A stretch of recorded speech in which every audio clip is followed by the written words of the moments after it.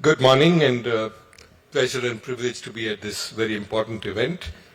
Truly become a landmark event for global participation from all business community.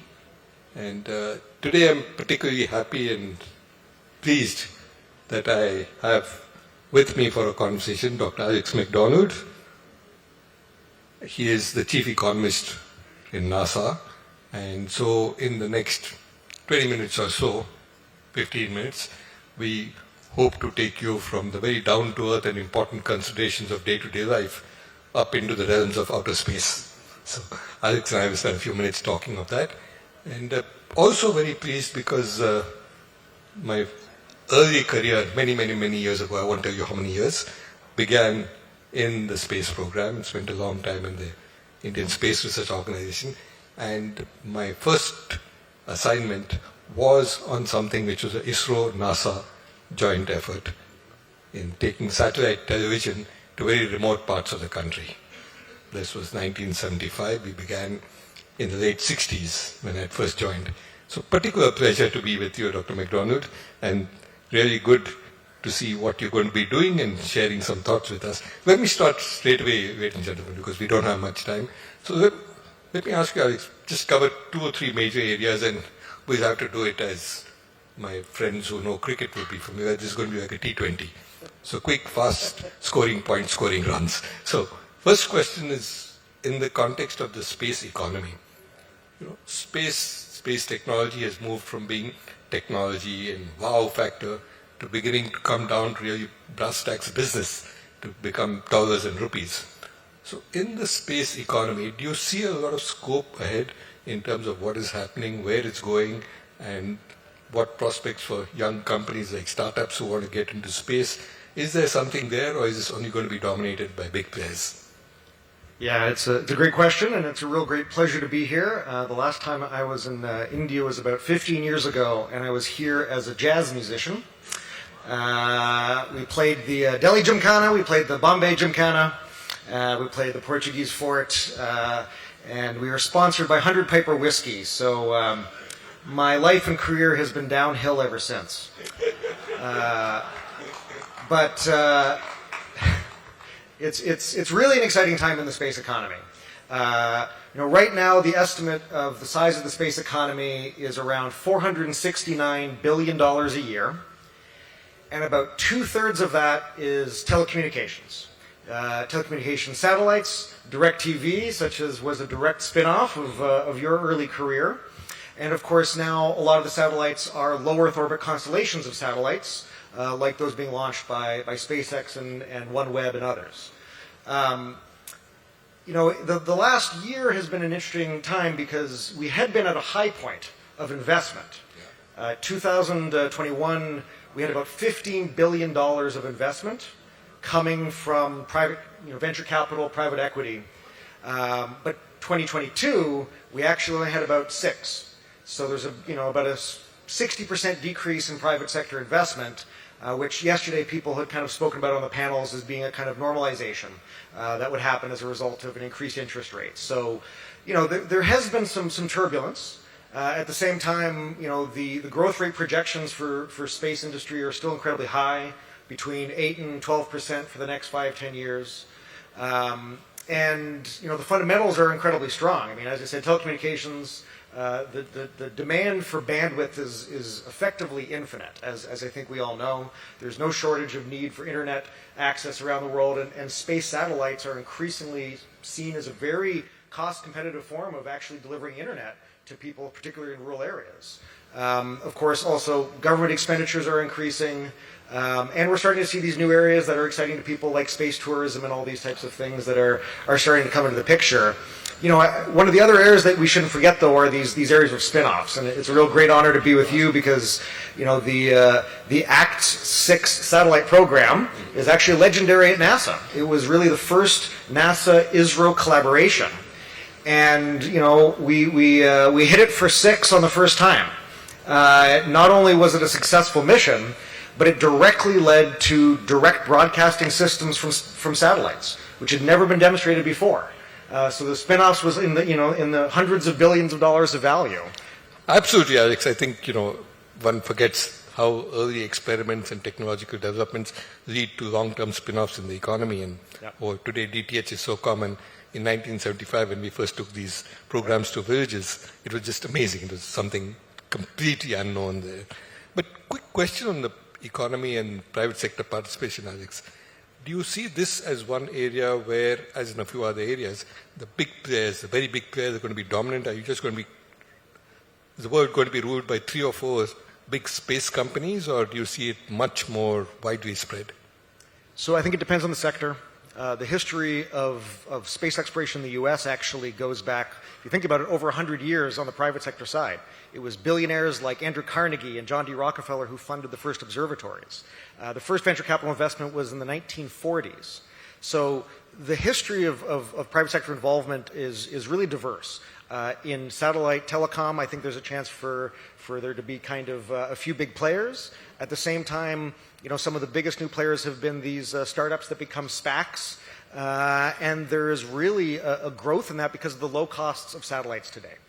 So I think there's really both going to be diversity, but also the high costs and barriers to entry do mean that there are some competitive advantages to first movers. But also, as you said, Alex, and you know, I'm glad you touched on that because I know you've been one of the pioneers of small satellites called CubeSats and small sats. I think there's scope there for smaller companies. But let me just jump quickly in the interest of moving to a different topic and looking at our time constraints. Human spaceflight. You know, it's something that excites us tremendously. Everybody wants to be able to go out there and look down on the Earth and see what it looks like. But what is your outlook on human spaceflight? You know, for a while, the US took off on this, and man on the moon was the most exciting thing going by the end of the decade, which President Kennedy set as a target and did. Now there's a new and renewed interest with the Artemis program in particular. So where do you see this going, and what prospects do you see for human spaceflight? Human spaceflight really is one of those great romantic human achievements, right? You know, there's always the question of why do we send humans, right? You know, robots can do these types of things. But the difference is that only humans can experience and only humans can tell stories. And the story of the Apollo program is kind of one of the most important of the 20th century. I think the Artemis program is going to be one of the most important stories of the 21st century, and I also think the Gaganyaan program is going to be one of the most important programs of the 21st century.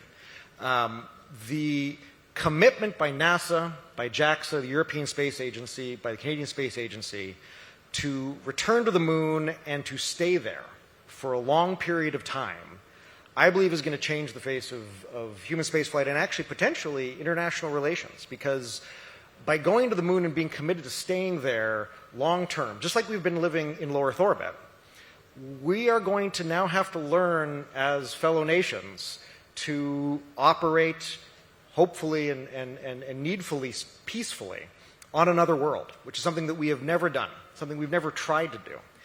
But we have done it in low Earth orbit. The International Space Station is one of the great achievements, I would argue, of the latter part of the 20th century, and it came through Cold War competitors coming together in space in a way that they were not necessarily coming together in other areas. If you have anyone in your life who is under than 20 years of age, they have not lived a day without a human living off of this planet and living in space. And I'm incredibly excited for the future of the Indian spaceflight human spaceflight program, because there's only been 3 countries who have ever gone to space. Of course, US, Soviet Union, and China. And now there's going to be a 4th. And what happens as a result of that is not just technology and science, but it is new stories. And yesterday we heard from the co-founder of Netflix. Personally, I cannot wait to see the science fiction RRR that results from the cultural impact of human spaceflight in this country. I am just so excited, and the world is really eager to welcome India into the human spaceflight community. Absolutely. Till you make a traffic jam in space. We're very good at creating traffic jams. If there are 3 cars, we'll have a traffic jam. So prepare for that. But to the earlier question, which you yourself also mentioned, do you see this as being something genuinely useful in the long term and something which has spin-offs? Or is it just a vanity project saying, you know, we are first, we are second, we are third, we are fourth? But you know, I think one of the great values of these things is that they are literally moonshot programs. And when you set out a almost impossible task, you have to invent things and create things that you you don't otherwise know you need it. And the best example of a spin-off is one that we don't talk about that much, which was that NASA did not invent the semiconductor. That was invented elsewhere. But for about 4 years, NASA and other space launch systems represented 75% of all demand for semiconductors in the world. What that meant was it scaled up the production of semiconductors to the point where then they could be used for other applications. It reduced their cost. And so by doing something so hard, like going to the moon and learning to live there, we're going to develop whole new types of technologies for life support systems, for artificial intelligence, for quantum communication potentially. So these are areas that by investing in these kind of dreams, these impossible challenges, and then realizing them, we create entire new fields of technology. Quite right. I think the spin-offs from space have been phenomenal, and we can talk of that sometime. But I want to move to something else you mentioned, Alex. You talked of the International Space Station, and a tremendous example of how competing countries, rival countries, in some sense even enemy countries, come together and build something. What do you see as the future of international cooperation? There was a time when many of us, much of the world, hoped that space would be an area of deep international cooperation. We'll do it together. The UN treaties, which even treat the moon and other planets as, in some sense, belonging to all of mankind. So how do you see this playing out in a world of increasing rivalry? Are we going to see more cooperation? Are we going to see more getting together? Or do you see this as becoming increasingly complex? And are we going to weaponize space? Yeah, it's a big question. My honest answer is it depends on us. It is going to be up to all of us, including the Indian space community, how this all plays out. The future has not been written, and it could go many ways. Space flight is inherently mixed with national security.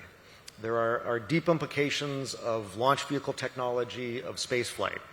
But I would also say that it has been through space that we have been able to create these peaceful relations. And I would argue that if we end up with conflict in space, we will have failed not just ourselves, but all of the rest of the future of humanity.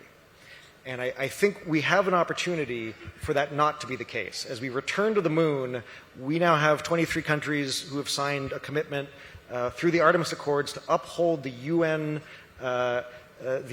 treaty, the Outer Space Treaty, for only peaceful uses in space. We need more, and there needs to be continued discussion of that. Just in December, there was a resolution passed by the First Committee of the United Nations to ban tests of ASATs. The U.S. is committed to banning ASAT tests, as have 8 other countries. So we have a long way to go, but I think it is really important that we don't forget the implications of our actions today on the future.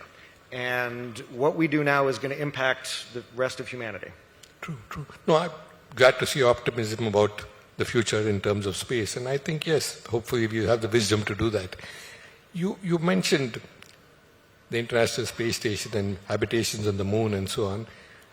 Jumping some years, maybe many years ahead, do you see prospects for manufacturing in space, either for economic reasons or for exporting or polluting carbonized industry out instead of our trying to move out, which is what many people suggest? We move our industries to the moon. All the pollution is done there, sadly for the moon, but great for us humans on Earth. Do you see any prospects of seriously doing that, or of using the resources of the moon or the asteroids or the planets 20, 30 years from now? So I love this question because it's really a question about, not just economics, but time.